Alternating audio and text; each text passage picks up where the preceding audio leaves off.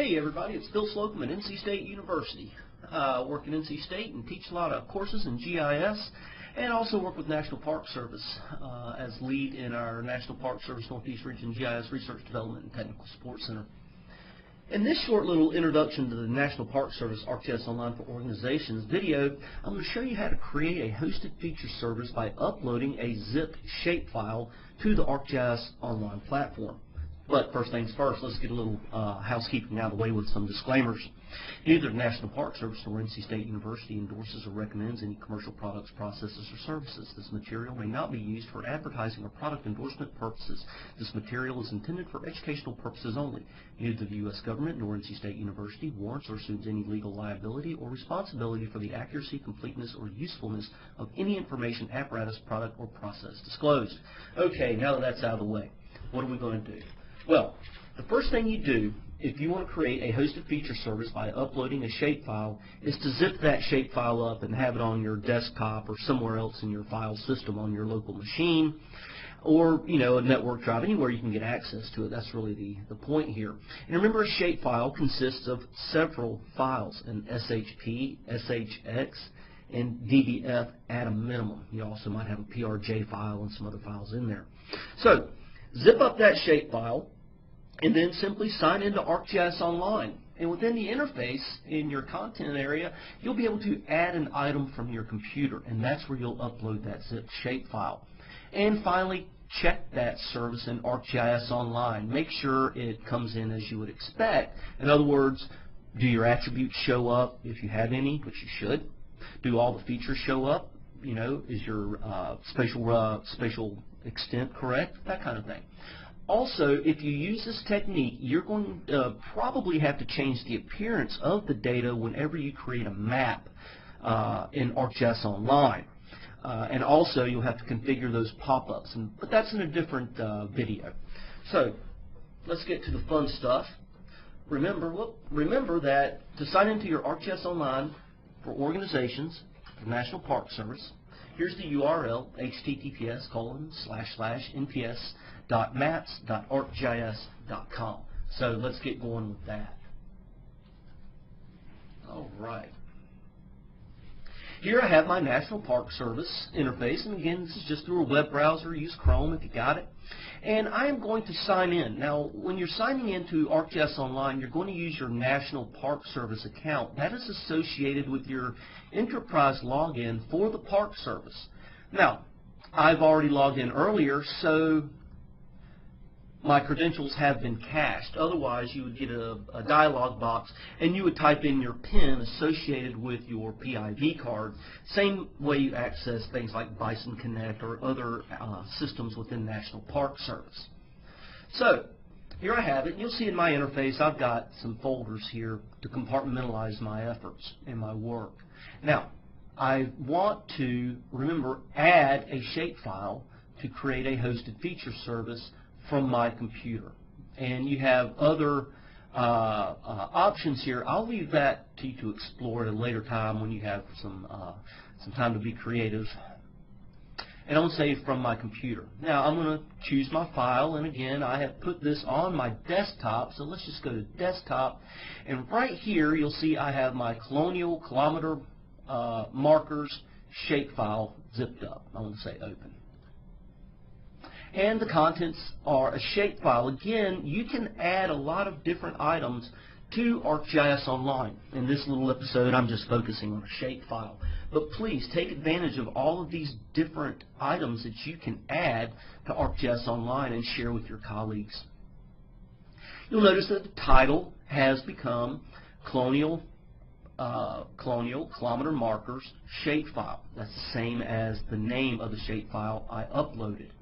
Now you also see some tags down here, so I'm going to put in some tags.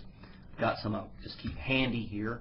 Type those in: Colonial National Historical Park, Colonial, maybe I need something like markers or kilometers. It's very important that you put these tags in. It makes that data searchable by you or by others if you care to share that with them. So I am going to publish this file as a hosted layer. and it adds a hosted layer item with the same name. So you're going to keep this same name. Maybe I'm just going to take out Shapefile and say add item. Now, that's going to take a minute, so I'm just going to pause the video.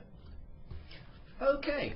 Now, you can see that the interface has changed, and it is actually now creating that service. You can see the little, it's not a little blue donut of spinning death up here, but a little accordion thing. And that just means it's working. So, you can see the interface is changing a little bit. There is no description. It's advisable to put in a description here, and it's very easy. You can use rich text, you can use bold and colors and things like that, but I'm not going to worry about that. In fact, I'm just going to put in Colonial National Historical Park kilometer markers. Alright, save that.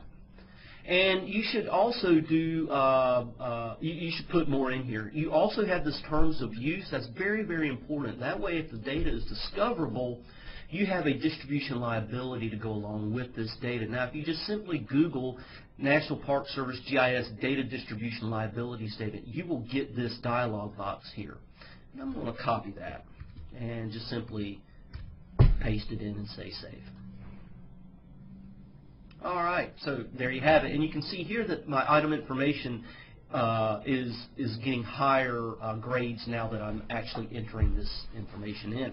And you can see that those tags are there. There's no credit, so I'm going to put some credits in here that has to do with the park and myself. I've pre-configured that. I'm just going to paste that in and hit save. And it didn't budge this a whole lot, but you know, hey, you do what you can, right? Let's take a look at this. You'll see some other interface buttons over here. Look at those. Explore those. Metadata. You can put in a whole lot of metadata information. Maybe you're familiar with FGDC compliant metadata. Well, here you go. Fill that in. Take the time to do that. Documenting your data is one of the most important things you can do. Let's take a look at this in an online map.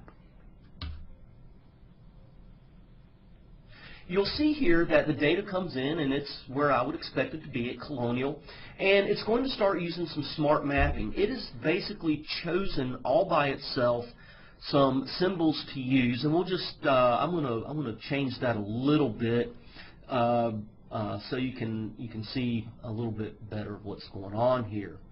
And let's just make that orange and make it really big. I'm going to cover this more in a different video. I just want you to be able to see it.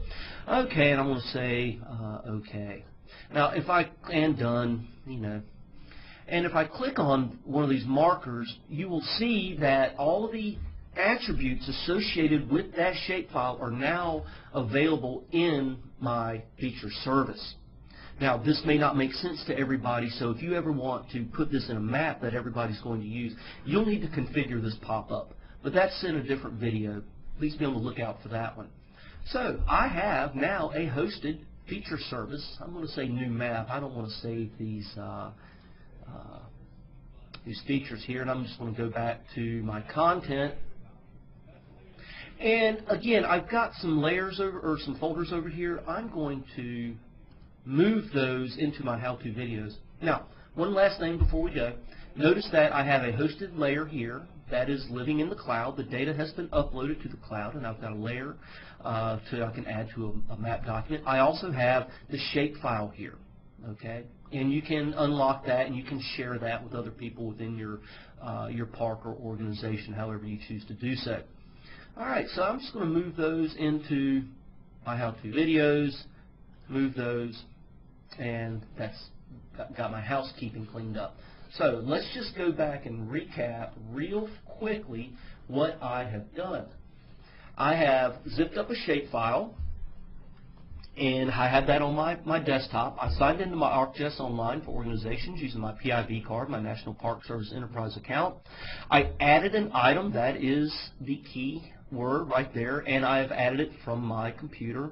And then I checked that service in ArcGIS Online. Again, if you use this technique, you're going to have to configure the look and the desirability of your feature layer by configuring that pop-up. If you would like to basically do that beforehand, use the method of creating a feature service using an ArcMap document, and that's another one of my little videos you can search for. All right, well, log on into ArcGIS Online. Use this platform. It's really powerful to create maps and apps for you and your colleagues. All right, I hope you have a good day. Thanks a lot.